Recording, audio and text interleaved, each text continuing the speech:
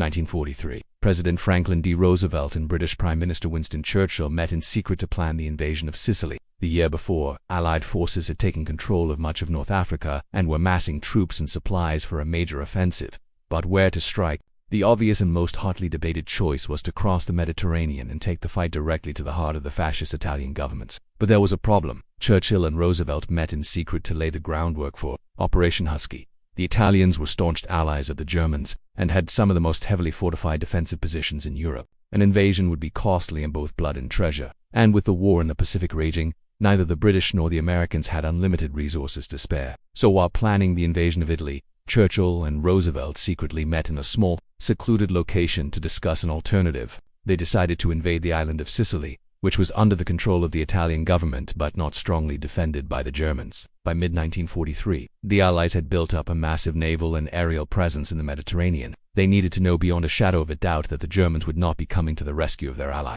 Second, the Italians had recently switched sides and declared war on the British, which meant that invading their territory would be a tricky legal and political matter. Finally, the US wanted to make sure that the British were fully committed to the war in the Mediterranean before committing their own troops. The British public was growing weary of the conflict and rumors of a separate peace with the Italians. In order to keep the upper hand, the British needed to demonstrate that they were fully invested in seeing the war through to its conclusion. Thanks in no small part to the newly opened supply line between the United States and the United Kingdom via the Azores and the Strait of Gibraltar. This allowed for the buildup of troops and material on a scale not seen since the days of the Roman Empire. In fact, the Allies' naval superiority was so great that they could have easily launched an invasion weeks earlier. But strategic and political concerns delayed the operation. For one, the British still hadn't come to terms with the collapse of their North African campaign. So in the summer of 1943, while the rest of the world was gearing up for the Allied invasion of Sicily,